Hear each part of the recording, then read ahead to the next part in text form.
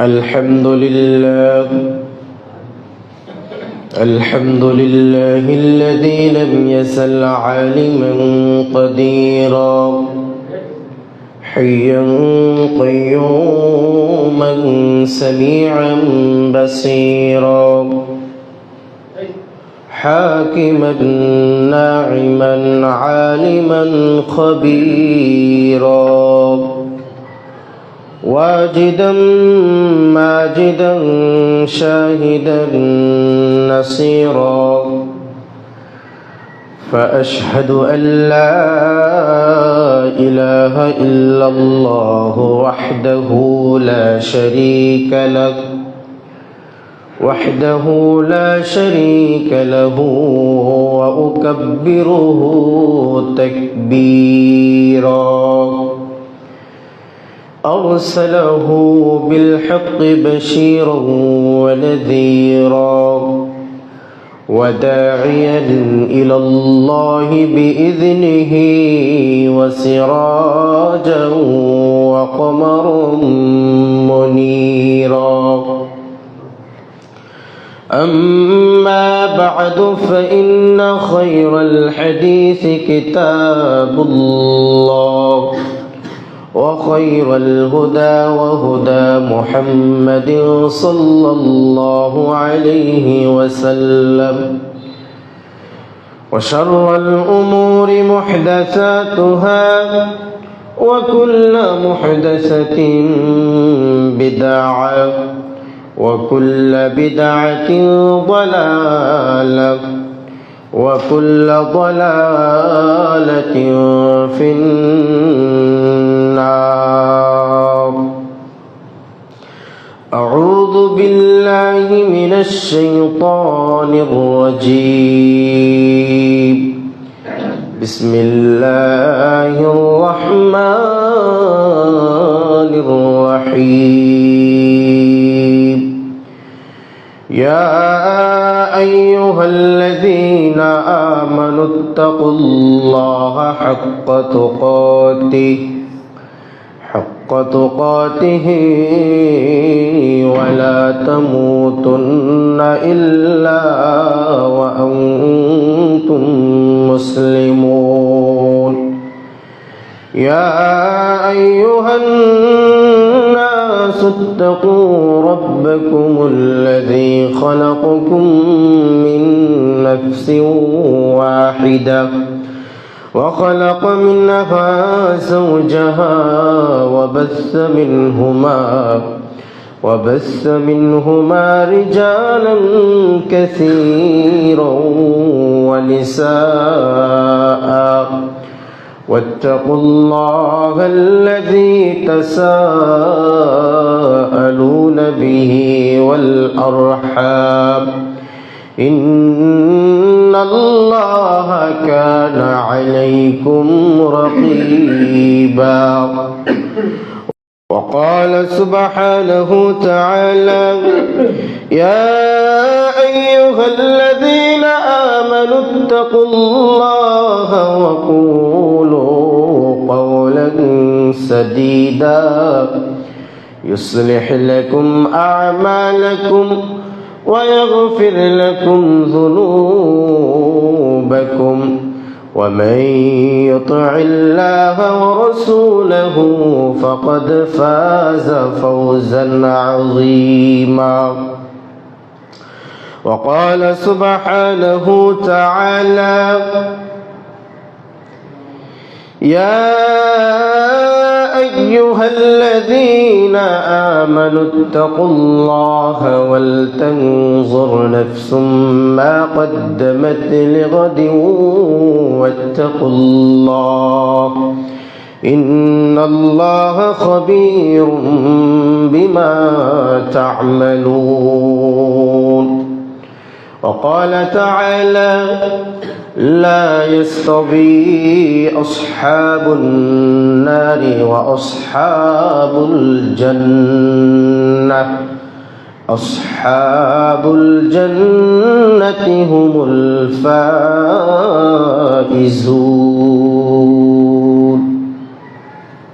من آخر الآية. যাবতীয় প্রশংসা, হামদ, সানা, তারিফ, গুণগান, সিজদায়ে শুকর, সিজদায়ে সুজুদ মহিয়ান গরিয়ান আল্লাহ রব্বুল ইজ্জত ও জালালের জন্য।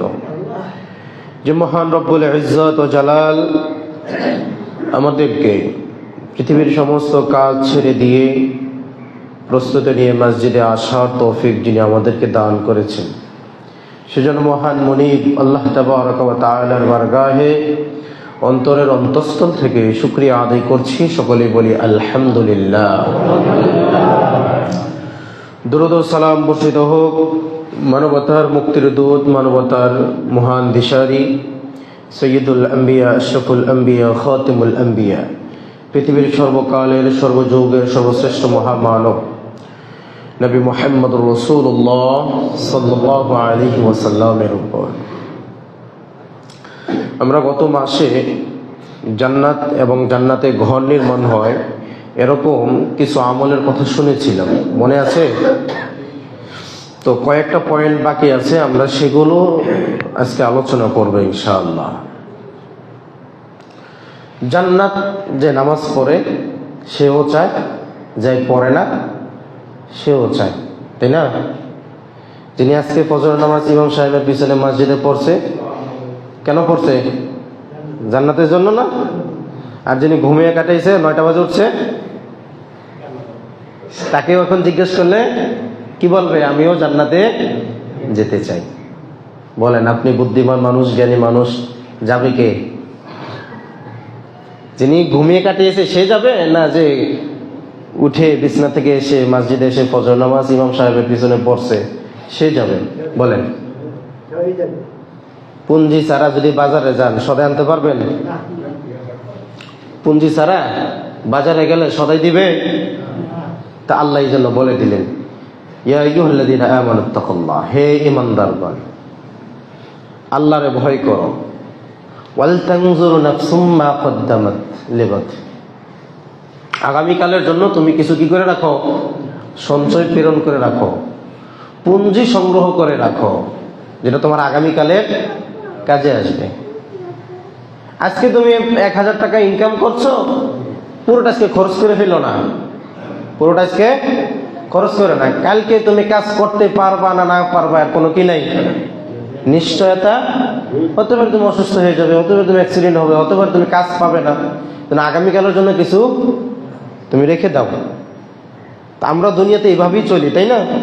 পুরোটাই খরচ করে, কিছু কিছু মানুষ পুরোটা খরচ করে ফেলে, আর যারা বুদ্ধিমান তারা আগামীকালের জন্য কিছু আগে রাখে। তা আল্লাহ এই কথা আমাদেরকে বলে দিলেন আগেই, দুনিয়ার হিসাবের মতোই, দুনিয়াতে তুমি যেভাবে চলো আগামীকালের জন্য রাখো, আখিরাতের জন্য তুমি কিছু রাখো, নয় কিন্তু সেখানে গিয়ে তুমি কোনো পুঁজি সংগ্রহ করতে পারবা না, এটা নিশ্চিত।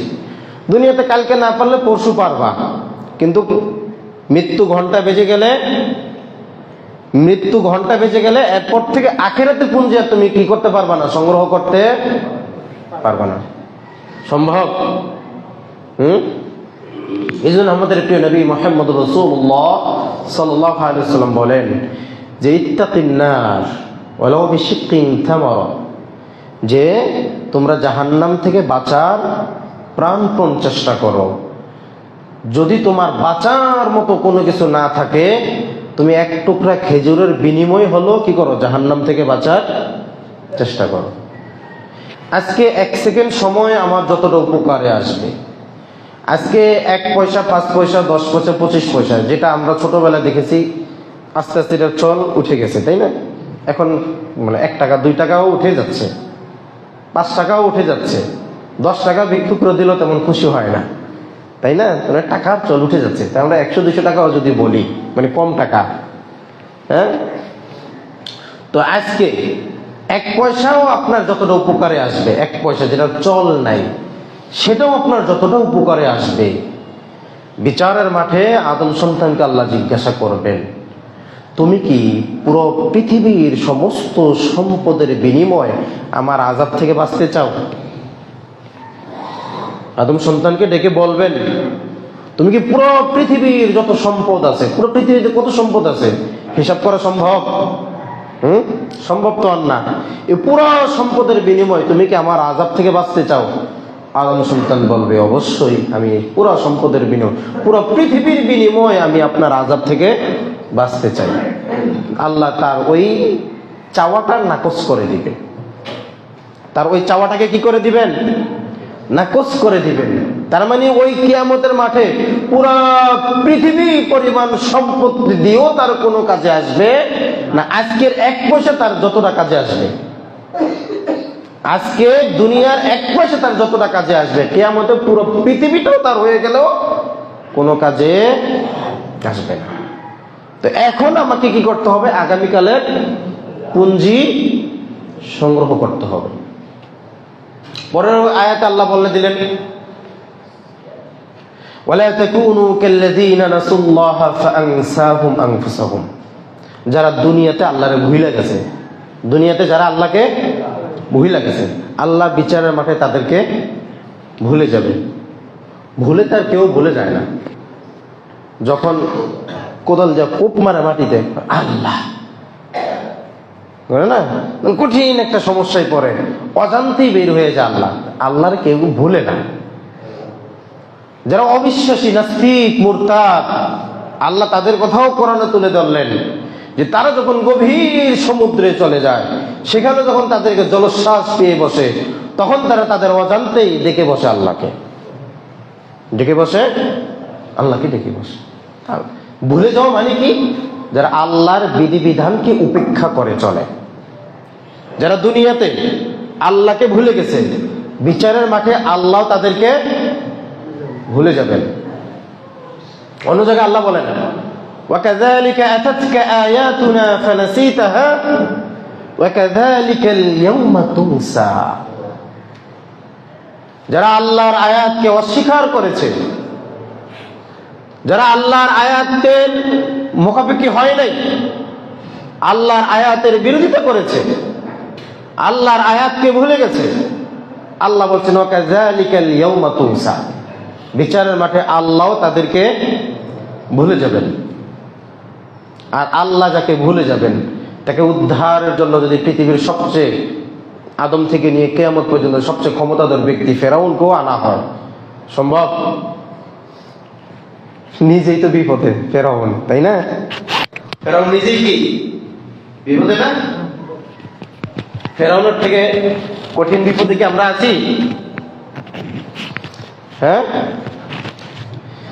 সম্মানিত মসজিদের মুসল্লিরা কেরাম, এই জন্য আগামীকালের পুঁজি সংগ্রহ করার দরকার আছে কিনা? দুনিয়ার হিসাব নিকাশ তো আমরা পুরোটাই বুঝি। এমনকি আমি আপনি পৃথিবীতে সবাই তাকদীর নিয়ে আসছি, তাই না? আমাদের সবার তাকদীর আল্লাহ নির্ধারণ করেছেন না? প্রথম নির্ধারণ করেছেন পৃথিবী সৃষ্টির 50,000 বছর আগে, এরপর আবার মায়ের পেটে, এরপর আবার বছরে বছরে সবে কদরের রাত্রে, তাই না? আল্লাহ সুবহানাহু ওয়া তাআলা কি করেন? তাকদীর নির্ধারণ করেন। কিন্তু আমরা যারা বাবা হয়ে গেছি, আমাদের চিন্তা, আমাদের সন্তানরা তাকদীর নিয়ে আসে নাই, ওদের ভবিষ্যৎ আমাদের কইরা দিয়ে যেতে হয়, ওদের তাকদীর আমাদের কইরা দিয়ে যেতে হচ্ছে, তাই না? ভাব নমুনাটা তো এমনই যে আমরা যেমন তাকদীর নিয়ে আসছি, হ্যাঁ, আমাদের সন্তানরা তো কি করবে, কি হবে উপায়, তাদের কি হবে উপায়, হ্যাঁ, তাদের ভবিষ্যৎ কইরা যে যদি না যায় তো অবস্থা খারাপ। আমাদের আচার আচরণ আমরা এমনটাই বুঝাই যে আমরা যেমন তাকদীর নিয়ে আসি, ওদের সন্তানরা তাকদীর নিয়ে আসে নাই। কিন্তু না, আল্লাহ সবাইকে তাকদীর দিয়েই পৃথিবীতে পাঠিয়েছেন। সম্পদ কখনো মানুষকে কি করতে পারে না? বাঁচাতে পারে না। যদি বাঁচাতো তাহলে আল্লাহ কথা বলতেন না, ইয়াহযাবু আন্না মালাহু আখলাদা, কাল্লা। কখনোই সম্পদ মানুষকে কি করবে না? বাঁচাবে না। বাঁচতে হলে দুনিয়া এবং আখিরাতে সৎকর্ম সম্পাদনকারী ব্যক্তিগণই দুনিয়া এবং আখিরাতে কল্যাণের ধারে কাছে যেতে পারবে, সফলতার দোরগোড়ায় পৌঁছাতে পারবে সৎকর্মের মাধ্যমে।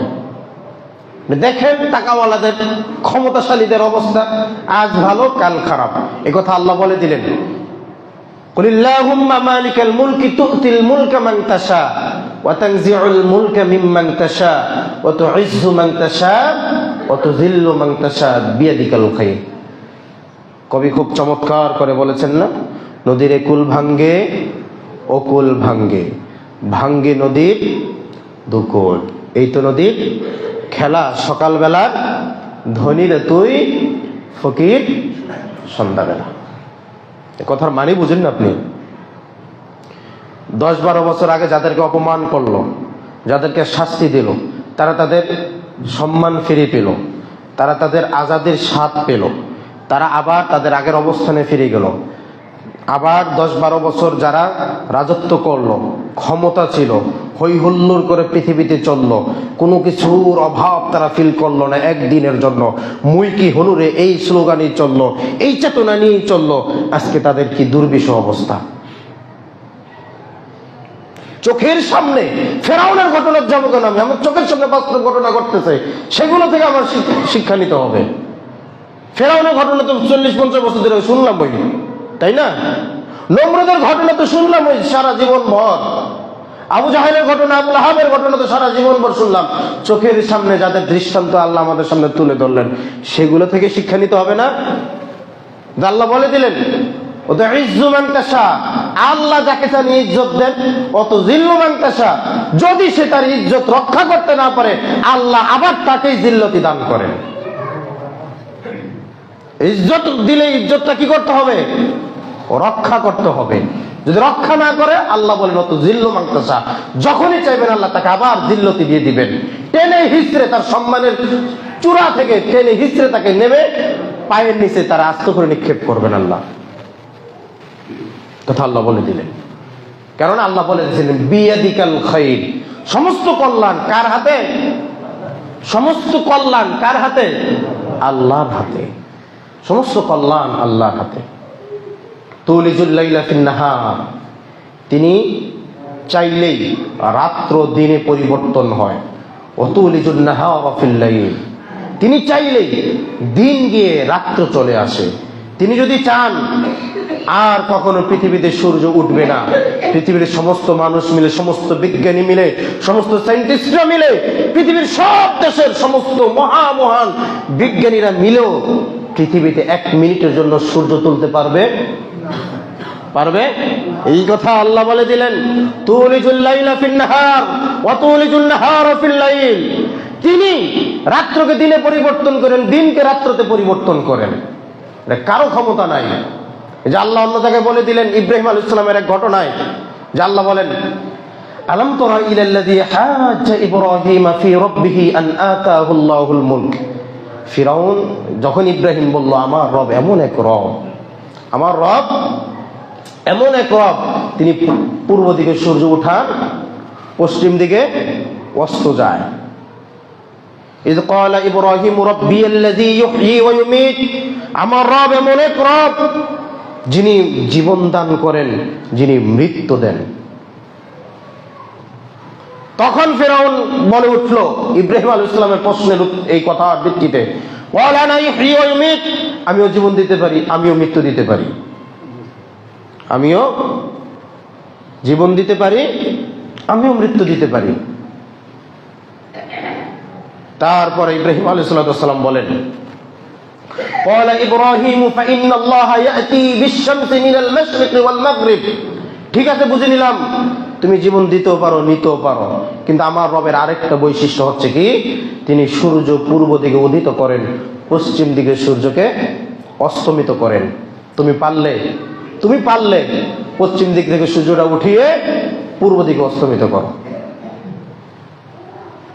তুমি যদি পারো তাহলে আমার রবের বিপরীতটা করে দেখাও।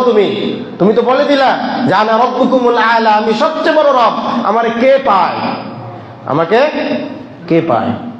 ক্বালা আনা রব্বুকুমুল আলা, ফিরআউন এই কথা বললেন যে আমি সবচেয়ে বড় রব।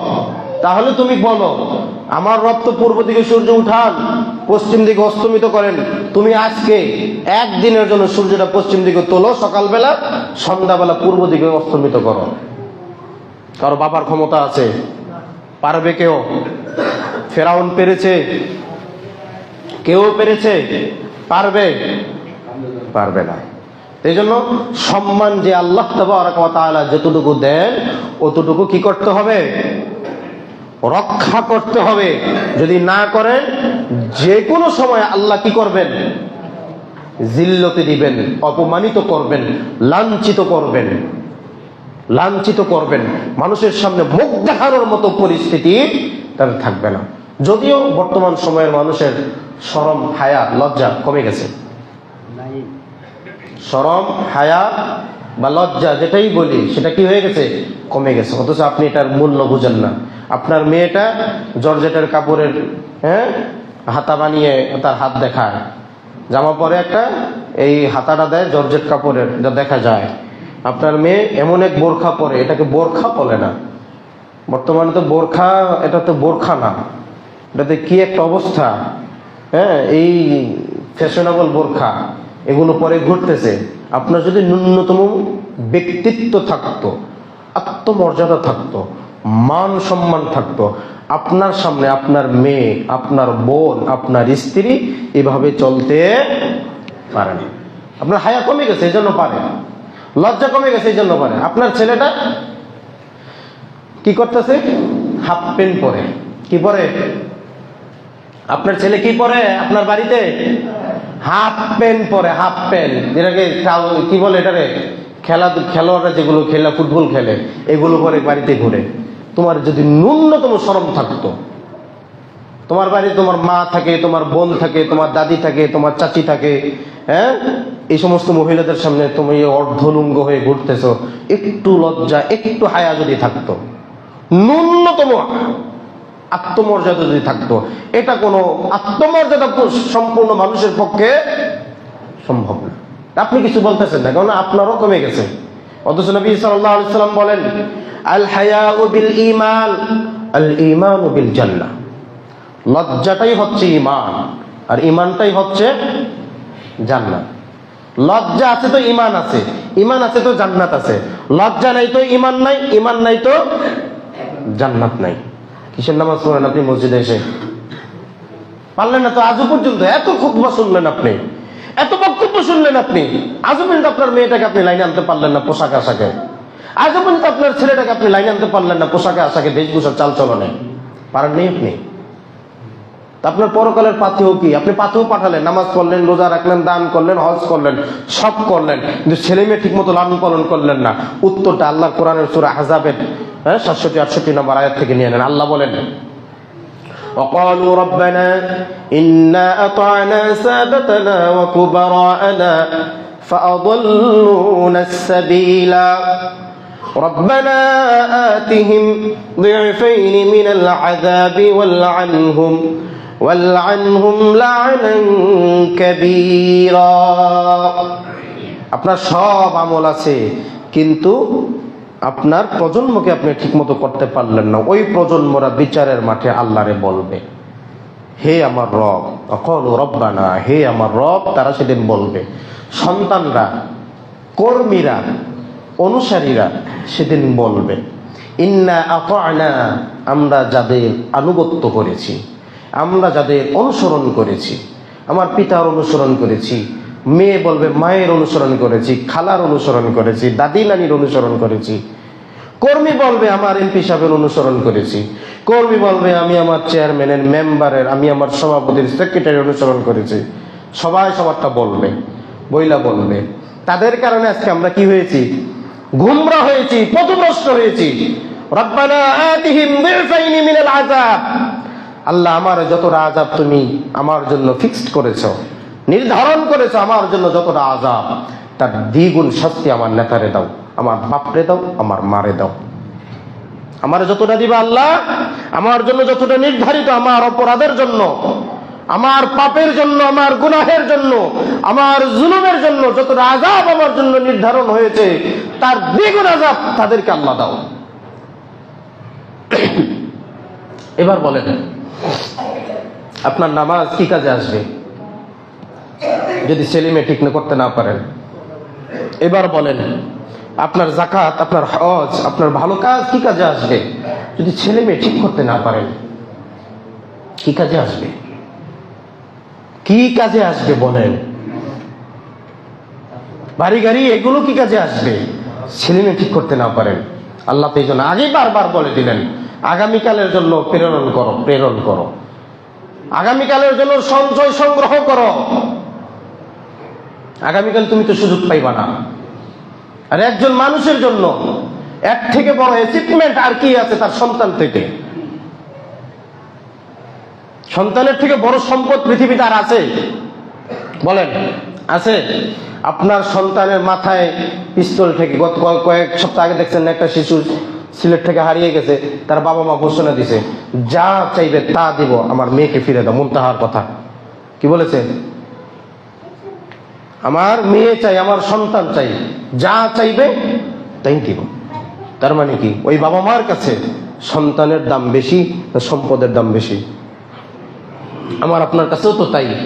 যে কোনো মূল্যে আমরা আমাদের সন্তান এর মূল্যই নির্ধারণ করি, তাই না?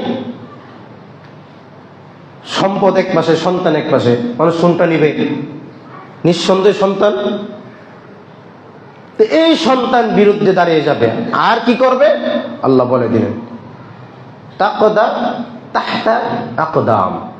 এই সন্তান পিতার বুকে পাড়া দিয়ে তারপরে যাবে জাহান্নামে। সন্তান মায়ের বুকে পাড়া দিয়ে তারপরে যাবে জাহান্নামে। পিষ্ট করে এই সন্তান তার পিতামাতাকে, তার নেতাকে পিষ্ট করে তারপরে যাবে জান্নাতে, আগে যাবে না।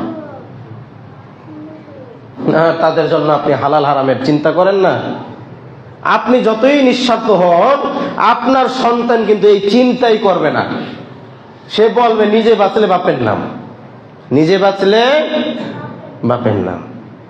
আল্লাহ বলে দিলেন واتقوا يوما لا تجزي نفس عن نفس شيئا ولا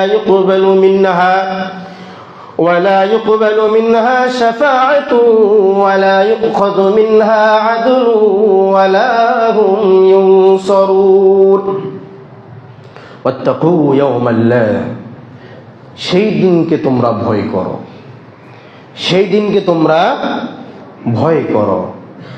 লা তাজজি নাফসুন আন নাফসিন শাইআ, লা তাজজি নাফসুন আন নাফসিন শাইআ, যেদিন কোন নফসের কোন প্রকারের উপকার করতে পারবে না। পারবে? আল্লাহ যেন বলে দিলেন, আগে বলে দিলেন ওয়াত্তাকু ইয়াওমান লা তাজজি নাফসুন আন নাফসিন শাইআ। একটু পানি খাওয়াতে হবে। সেই দিনকে ভয় করো যেই দিন কেউ কারো কোনো প্রকারের উপকারে আসবে না। ওয়ালা ইকবালু মিনহা শাফাআ, কারো পক্ষ থেকে কারো সুপারিশও কি করা হবে না? গ্রহণ করা হবে না, কবুল করা হবে না। হবে? ওই দিনকে ভয় করার কথা আল্লাহ আগেই বলে দিলেন। ইয়াওমা লা তামলিকু নাফসুন লিনাফসিন শাইআ, সেদিন প্রত্যেকেই যার যার নফস নিয়ে ব্যস্ত থাকবে। প্রত্যেকের নফস নিয়ে ব্যস্ত থাকবে। ওয়াল আমরু ইয়াওমাইযিল লিল্লাহ, একমাত্র নির্দেশ চলবে কার? আল্লাহ। ইয়াওমা লা তামলিকু নাফসুন লিনাফসিন শাইআ, সবাই শুধু নাফসি নাফসি করে নিজেকে নিয়ে ব্যস্ত থাকবে, কেউ কারো কাজে আসবে না, কেউ কারো ন্যূনতম উপকার করবে না। সেই দিনের প্রস্তুতি নেওয়া দরকার আছে কিনা? কতটুকু নিয়েছেন এই পর্যন্ত? বয়স তো 60 হয়ে গেছে অলরেডি, বয়স তো 50+ হয়ে গেছে অলরেডি, বয়স তো 40 হয়ে গেছে অলরেডি, 30 পার হয়ে গেছে অলরেডি। ভাবতেছি সময় আরো আছে, একদিন তওবা করলে, আল্লাহ কবুল করলে সব শেষ। সুযোগ পাবো কি তওবা করার? তওবা করার সুযোগ পাবো না।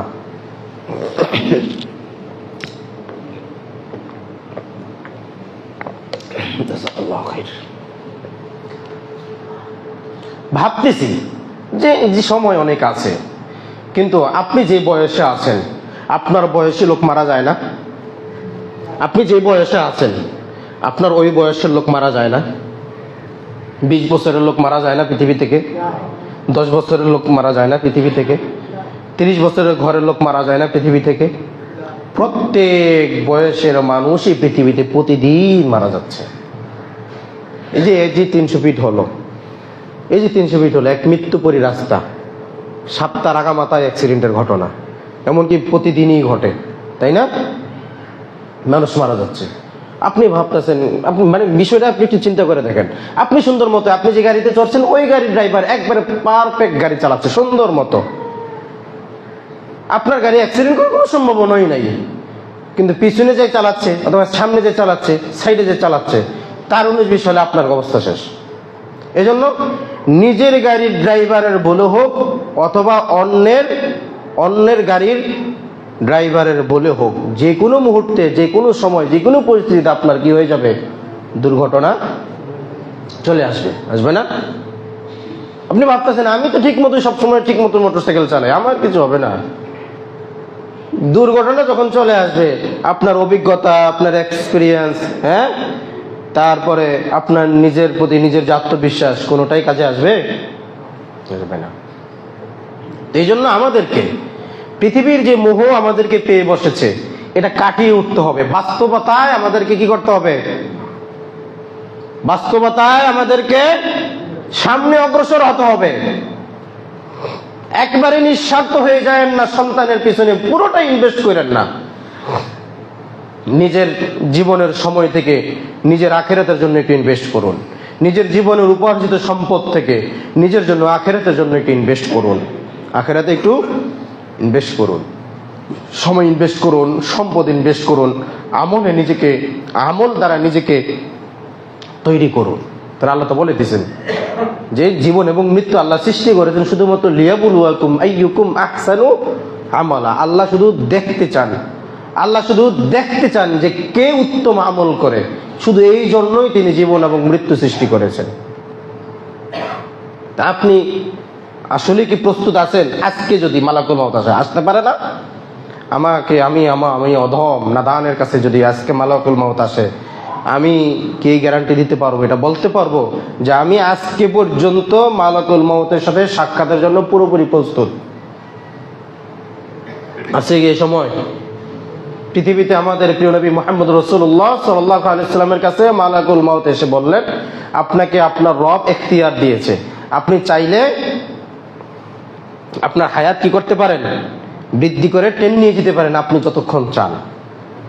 আর বির রাফিকিল আ'লা, আপনার রব আপনার জন্য আরেকটা অপশন রেখেছে, আপনার উত্তম বন্ধুর সাথে মিলিত করতে চান। মুহাম্মদ সাল্লাল্লাহু আলাইহি ওয়াসাল্লাম তার হায়াতকে দীর্ঘ করেন নাই। তার যে অপশন ছিল, আমাদের কি অপশন আছে? যত চাইবো তত বেঁচে থাকার এই অপশন আমাদের আছে? নবী মুহাম্মদ সাল্লাল্লাহু আলাইহি ওয়াসাল্লামকে অপশন দেওয়া হয়েছে যে আপনি চাইলে আপনার হায়াতকে টেনে নিয়ে যেতে পারবেন আপনি যতক্ষণ চান। মুসা আলাইহিস সালামকে অপশন দেওয়া হয়েছিল, ওই এটার পিঠে কি রাখেন, হাত রাখেন, যতগুলো পশম আপনার হাতের নিচে পড়বে। আমার আপনার মতো ছোট হাত ছিল না মুসা আলাইহিস সালামের, দীর্ঘদেহী মানুষের, হ্যাঁ, সুঠামদেহী মানুষের, না হইলো আমার থেকে 2-3 গুণ হবে মুসা আলাইহিস সালাম। আমরা যে মাত্র 3.5 ফিট আমরা, তাই না? আমাদের থেকেও 3 গুণ হবে মুসা আলাইহিস সালাম। তাহলে তার হাতটাও অনেক বড়, তাই না?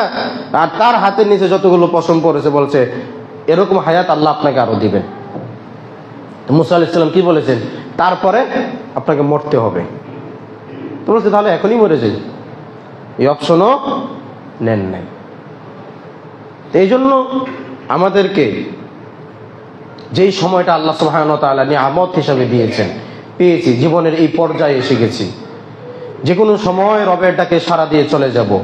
আমাদের আমলের খাতাকে সমৃদ্ধ করতে হবে, আমলের খাতাকে সমৃদ্ধ করতে হবে। সর্বদাই মালাকুল মউতের সাথে সাক্ষাতের জন্য প্রস্তুত থাকতে হবে। নবী মুহাম্মদ রাসূলুল্লাহ সাল্লাল্লাহু আলাইহি ওয়াসাল্লাম সহিহ মুসলিমের হাদিস, তিনি বলেন, আদম সন্তান, তুমি যখন কোন নামাজে দাঁড়াবে, তুমি যখন কোন সালাতে দাঁড়াবে, তুমি এই নিয়তে দাঁড়াবে, এই মনে করে দাঁড়াবে যে এটাই তোমার জীবনের শেষ সালাত। হাদিস শুনেছেন? তুমি যখন কোন সালাতে দাঁড়াবে, তুমি যখন কোন সালাতে দাঁড়াবে, এই মন নিয়ে দাঁড়াবে, এই মনে করে দাঁড়াবে, এই নিয়তে দাঁড়াবে, এটাই তোমার জীবনের শেষ সালাত। জুমা পড়েছো, আসর পড়বে তার কোনো নিশ্চয়তা নাই। আসর পড়েছো, মাগরিব পড়তে পারবে তারও কোনো নিশ্চয়তা নাই। মাগরিব পড়েছো, এশা পড়বে তারও কোনো নিশ্চয়তা নাই। এশা পরে সুন্দর সুস্থ মানুষ ঘুমিয়ে গেছো, ফজর উঠে পড়তে পারবে তারও কোনো নিশ্চয়তা নাই। তুমি যেই উক্ত সালাত পড়বে এই মনে করে সালাতটা পড়বে, এটাই তোমার জীবনের শেষ সালাত। নামাজই তো পড়ি না, কি সালাতই করি না। আপনি আপনার জীবনে ছোট বড় বিভিন্ন ধরনের অপরাধ সংগঠিত হয়, হবে, এটা স্বাভাবিক। এটা কি স্বাভাবিক, এটা অস্বাভাবিক না।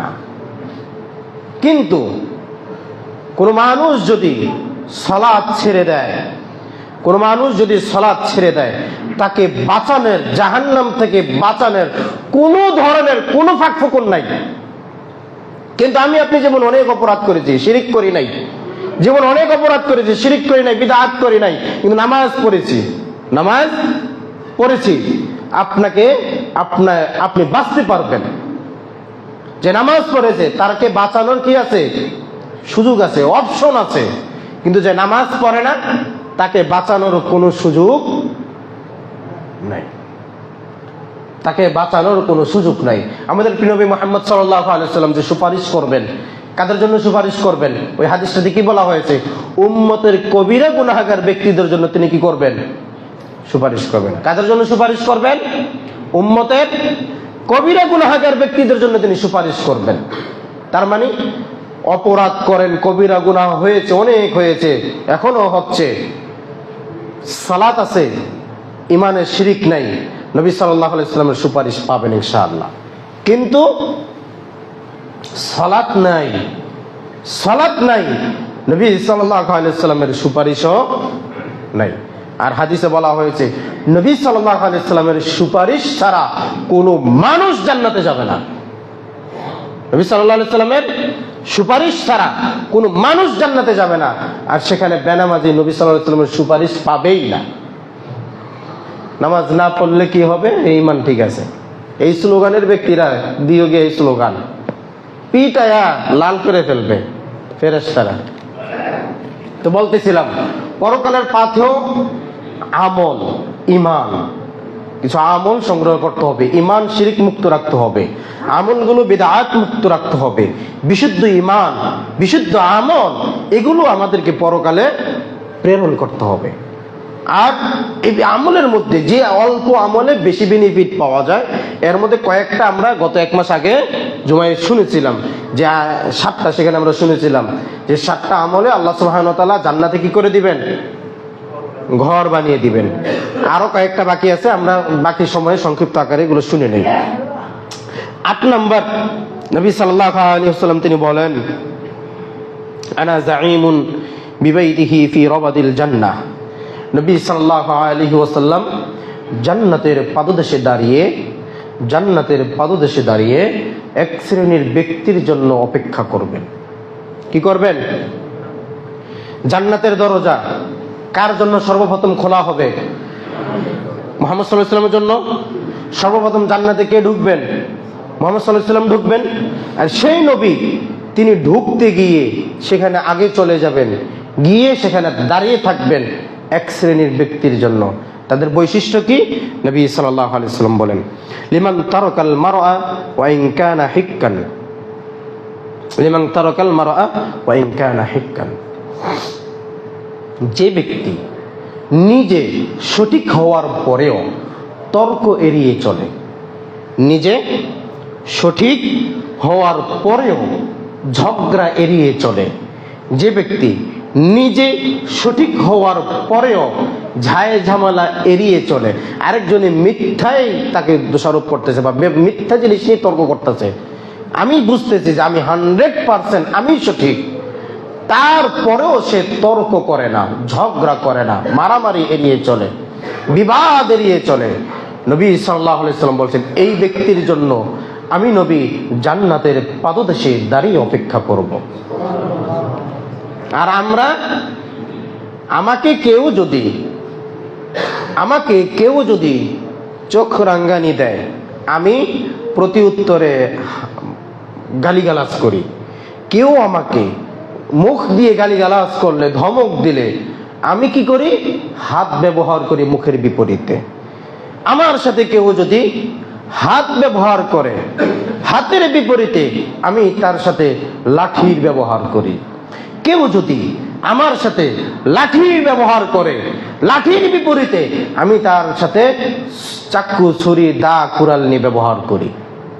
কেউ যদি আমার সাথে দা, কুড়ালের ব্যবহার করে, আমি তাকে ঠুস।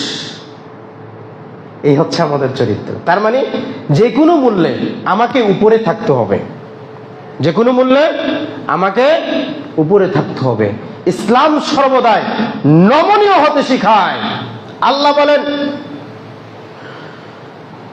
الذين ينفقون في السراء والضراء والكاظمين الغيظ والعافين عن الناس।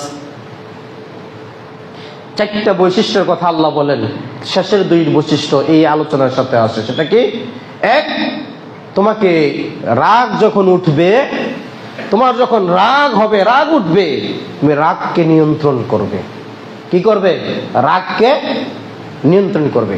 নবী সাল্লাল্লাহু আলাইহি ওয়াসাল্লাম, আবু দাউদ, তিরমিজির হাদিস, নবী সাল্লাল্লাহু আলাইহি ওয়াসাল্লাম বলেন, সে হচ্ছে সবচেয়ে বড় যোদ্ধা যে তার রাগ ওঠার পরে নিজের রাগকে নিয়ন্ত্রণ করে। কি বলেছেন? সবচেয়ে বড় মুজাহিদ বলেছেন, যোদ্ধা বলেছেন, যে রাগ ওঠার পরে রাগকে কন্ট্রোল করে, নিয়ন্ত্রণ করে। রাগের বশবর্তী হয়ে যেই আচরণ মানুষ করে সেটা কখনোই সঠিক হয় না। যখন, এই জন্য তো বাংলা প্রবাদে বলা হয়, রেগে গেলেন তো হেরে গেলেন, রেগে গেলেন তো হেরে গেলেন, তাই না? তাহলে রাগের বশবর্তী হয়ে আপনি মনে, আপনার স্ত্রীর সাথে রাগ হলো, রাগের চোটে, এমনি অনেক ভালোবাসেন, কোন একটা বিষয়ে রাগ হয়ে গেল, বলে দিলেন তালাক 1, তালাক 2, তালাক 3। হ্যাঁ, কিছুক্ষণ পরে রাগটা যখন ঘুরে আসলেন, বিড়ি একটা টাইম না, রাগটা তো গেল কইমা। এবার চিন্তা করতেছেন কাজটা কি করলাম? হ্যাঁ, কাজটা হইলটা কি? তো রাগের বশবর্তী হয়ে যেই কাজই মানুষ করে, যে সিদ্ধান্তই মানুষ নেয়, সেটা কখনোই সঠিক হয় না। এই জন্য নবী সাল্লাল্লাহু আলাইহি ওয়াসাল্লাম বলছেন, বলে কাযিমিনাল গায়জ, ওর যখন রাগ হবে রাগকে নিয়ন্ত্রণ করবে। ওয়াল আফিনা আনিন নাস, যে মানুষের আচরণের জন্য তোমার রাগ হয়েছে, ওই মানুষকে তুমি ক্ষমার সুন্দর দৃষ্টিতে দেখো, তাকে তুমি কি করো? ক্ষমা করো। ইসলাম এটাই শিখায়, উপরে উঠতে শিখায় না ইসলাম। ইসলাম সব কিছুতে নিজেকে ছোট করা শিখায়, নিজেকে ছোট করা শিখায়।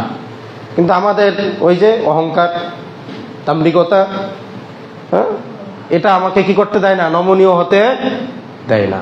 কিন্তু এটার উপরে আমাকে উঠতে হবে, আমার অহংকারের উপর আমাকে উঠতে হবে, উঠে আমাকে ছোট হতে হবে, মানুষকে ক্ষমা সুন্দর দৃষ্টিতে দেখতে হবে। রাগ উঠলে রাগকে নিয়ন্ত্রণ করতে হবে। আর যারা এই কাজ করবে, নবী সাল্লাল্লাহু আলাইহি ওয়াসাল্লাম বলছেন, ফি রাবাদিল জান্নাহ, আমি তাদের জন্য জান্নাতের পাদদেশে দাঁড়িয়ে অপেক্ষা করব। সুবহানাল্লাহ।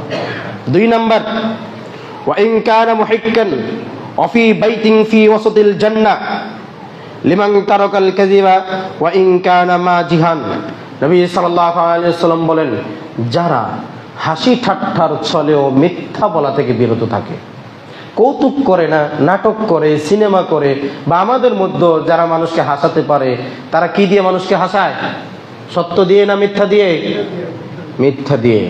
নবী সাল্লাল্লাহু আলাইহি ওয়াসাল্লাম বলেন যে যারা হাসি ঠাট্টার ছলেও মিথ্যা বলা থেকে বিরত থাকে, মিথ্যা বলা থেকে বিরত থাকে, ওয়াফি বাইতিন ফি ওয়াসাতিল জান্নাহ, আমি নবী সাল্লাল্লাহু আলাইহি ওয়াসাল্লাম তাদের জন্য ঘোষণা দিচ্ছি, আল্লাহ তাদের জন্য জান্নাতের মাঝখানে ঘর বানিয়ে দিবেন। জান্নাতের কোথায়? মাঝখানে ঘর বানিয়ে দিবেন। কাদের জন্য? যারা হাসি ঠাট্টার ছলেও মিথ্যা বলা থেকে বিরত থাকে। আল্লাহ কোরআন কারীমে মুমিনদের বৈশিষ্ট্য বলতে গিয়ে বলেন, মুমিনদের গুণাবলী বলতে গিয়ে বলেন, ওয়াল্লাযীনা লা ইয়াশহাদুনা আয-যুর ওয়া ইযা মাররু বিল-লাগবি মাররু কিরামা। মুমিনরা যখন কথা বলে তখন তারা জুর, মিথ্যা কথা এড়িয়ে চলে। আলা উনাব্বিউকুম বিআকবারিল কাবাইর, নবী সাল্লাল্লাহু আলাইহি ওয়াসাল্লাম বলেন, আমি কি তোমাদেরকে কবিরা গুনাহ সম্পর্কে বলবো না? সাহাবীরা বললেন অবশ্যই। তখন নবী সাল্লাল্লাহু আলাইহি ওয়াসাল্লাম বললেন, 1 নম্বর আল ইশরিকু বিল্লাহ, আল্লাহর সাথে শিরিক করা। 2 নম্বর হুকুকুল ওয়ালিদাইন, পিতামাতার সাথে অবাধ্য আচরণ করা। আলা ওয়াকুলুজ জুর, 3 নম্বর হচ্ছে মিথ্যা বলা। মানুষ হত্যা করার চেয়েও বড় অপরাধ মিথ্যা বলা। মানুষ হত্যা করার চেয়েও বড় অপরাধ মিথ্যা বলা। এই হাদিসের সিরিয়ালে তাই বলছে। আর হর হামেশাই মিথ্যা বলি। আমি আপনি কি পারবো কাউকে হত্যা করতে? হ্যাঁ, পারবো না, কিন্তু মিথ্যা বলে বসি। মানুষ হত্যা করার চেয়েও বড় অপরাধ মিথ্যা বলা। আল্লাহ কোরআনুল কারীমে বলেন, যে খুতবায় খতিব সাহেবগণ প্রতি জুমায় এই আয়াতটা বলেন, ইয়া আইয়ুহাল্লাযীনা আমানুত্তাকুল্লাহ, হে ঈমানদারগণ আল্লাহকে ভয় করো। ওয়াকুলু কাওলান সাদীদা, কথা বলার সময় আল্লাহকে ভয় করবে, যেন তোমার জবান দিয়ে, তোমার মুখ দিয়ে মিথ্যা বের না হয়। তুমি যখনই কথা বলবে এই ভয় করে কথা বলবে যে তোমাকে সত্য কথা বলতে হবে, তোমাকে সত্য কথা বলতে হবে। ওয়াকুলু কাওলান সাদীদা, তুমি যখন কথা বলবে, কথা বলার সময় তোমার কথা হবে কি? সত্য। অন্য জায়গায় আল্লাহ বলেন, ওয়াকুলু লিন-নাসি হুসনা, যখন মানুষের সাথে কথা বলবে তখন সুন্দর কথা বলবে, উত্তম কথা বলবে। নবী সাল্লাল্লাহু আলাইহি সাল্লাম বলেন, তুমি জাহান্নাম থেকে বাঁচার চেষ্টা করো খেজুরের একটা টুকরার বিনিময় হলেও। যদিও তোমার কাছে খেজুরের একটা টুকরাও তোমার কাছে না থাকে, তাহলে তুমি মানুষের সাথে সুন্দর কথা বলো, মানুষের সাথে সুন্দর কথা বলো, হাসি মুখে কথা বলো, সত্য কথা বলো, মিথ্যা এড়িয়ে চলো। এটাই তোমার জাহান্নাম থেকে বাঁচার জন্য কি হবে? যথেষ্ট হবে। আর যারা হাসি ঠাট্টার ছলেও ইচ্ছাকৃত তো অনেক দূর। আজকে তো দেখেন কোর্ট কাছারিতে মিথ্যার 6 লাভ, মিথ্যা কেনা বেচা হয়। তুমি একটা মিথ্যা সাক্ষ্য দিবে, বিনিময়ে 5 লাখ টাকা পাবে। তুমি একটা মিথ্যা সাক্ষ্য দেবে, বিনিময়ে 10 লাখ পাবে। তুমি একটা মিথ্যা সাক্ষী হবে, বিনিময়ে 1 কোটি টাকা তোমাকে দেওয়া হবে। আর একটা মিথ্যা সাক্ষীর বিনিময়ে তার ফাঁসি হবে। মিথ্যা কেনা বেচা হয়। আর যেখানে নবী সাল্লাল্লাহু আলাইহি সাল্লাম হাসি ঠাট্টার ছলে মিথ্যা বলা কি করে দিয়েছেন? নিষেধ করে দিয়েছেন। আর যারা বিরত থাকবে, নবী বলেছেন ওয়াফি বাইতিন ফি ওয়াসাতিল জান্নাহ, আল্লাহ সুবহানাহু ওয়া তাআলা তাদের জন্য জান্নাতের মাঝখানে ঘর বানিয়ে দিবেন। জন্য মিথ্যা বলা থেকে কি করতে হবে? বিরত থাকতে হবে। 3 নম্বর, লিমান হুসনুল খুলক, যার চরিত্র সুন্দর হবে। চরিত্র সুন্দর মানে যার চরিত্রে সত্য থাকবে, মিথ্যা থাকবে না, গীবত থাকবে না, চুগলখড়ি থাকবে না, সমালোচনা থাকবে না, মুনাফিকি থাকবে না, হ্যাঁ, অপরের হক মেরে দেওয়ার মতো আচরণ যার মধ্যে থাকবে না, যে সর্বদাই পরিবারে, সমাজে, সব জায়গায় ইনসাফপূর্ণ আচরণ করবে, ন্যায় নিষ্ঠার সাথে পৃথিবীতে চলবে, যার দ্বারা মানুষের কোনো ক্ষতি হবে না, এটা হচ্ছে উত্তম চরিত্রের অধিকারী। আর যে চরিত্রের অধিকারী হবে, নবী সাল্লাল্লাহু আলাইহি সাল্লাম বলেন ফি রাবাতিল জান্নাহ, আল্লাহর নবী সাল্লাল্লাহু আলাইহি সাল্লাম তার জন্য জান্নাতের পাদদেশে দাঁড়িয়ে অপেক্ষা করবেন। এজন্য চরিত্র সুন্দর করতে হবে। রাগ উঠলে মারতে হ্যাঁ, ডাকতে, হ্যাঁ আমার গালি দিছে, গিয়ে লাগিয়ে দিলেন, বিরাট বড় ঝগড়া। আপনার যে চরিত্র ভাই, সমাজ আজকে মানে বিতৃষ্ণা চলে আসছে। আপনি দেখেন 19 থেকে 20 হলে মানুষ হই হুল্লোড় করে দৌড়িয়ে মারামারির জন্য চলে যায়, মিছিল মিটিং এর জন্য চলে যায়। কি একটা বিশৃঙ্খল অবস্থা। রিক্সা ড্রাইভাররা নেমে যায়, তারা মারামারি করে, ট্রাক ড্রাইভাররা নেমে যায়, তারা মারামারি করে, ওই গার্মেন্টস শ্রমিকরা নেমে যায়, তারা মারামারি করে। সবাই খালি মারামারি নিয়ে ব্যস্ত। সমাজের এই সেই, এই পার্টি ওই পার্টি, এই পার্টি ওই পার্টি, এগুলো নিয়ে খালি মারামারি চলতেছে। এই চরিত্র নিয়ে আপনি জান্নাতে যাবেন? এই চরিত্র নিয়ে আপনার চরিত্র কখনোই অন্যের জন্য কল্যাণকামী না। আপনার চরিত্র নমনীয় না। আপনার চরিত্র প্রতিশোধ পরায়ণ। সুযোগ পেলে মারামারি চলে যান। কি একটা অবস্থা চলছে মানুষ, দেখেন কি একটা অবস্থা। বিশৃঙ্খল একটা সমাজ আমরা বসবাস করছি। এজন্য চরিত্র সুন্দর করতে হবে।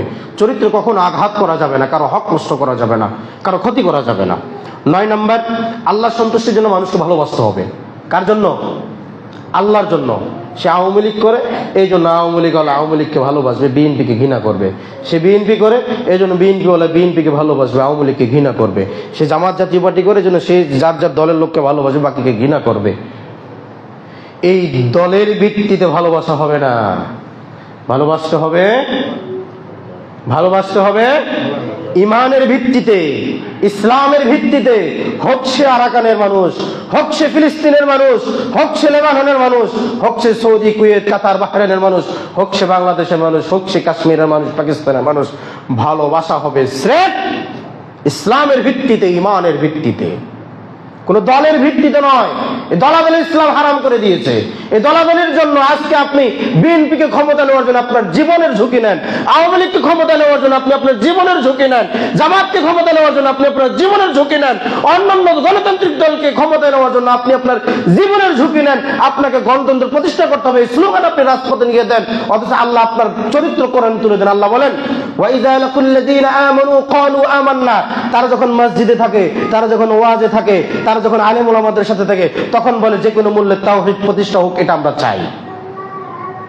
আবার ওয়াইযা খালাউ ইলা শায়াতিনহিম ক্বালু ইন্না মাআকুম, যখন শয়তানের আস্তানায় যায়, যখন আওয়ামী লীগের মিটিং এ যায়, যখন বিএনপির মিটিং এ যায়, যখন বিভিন্ন গণতান্ত্রিক দলের মিটিং এ যায়, যখন সুদের আসরে যায়, ঘুষের আসরে যায়, জুয়ার আড্ডাখানায় যায়, বিভিন্ন পাপ পঙ্কিলতার আশ্রয় যখন যায় মানুষ, তখন গিয়ে বলে আমরা তোমার সাথেও আছি।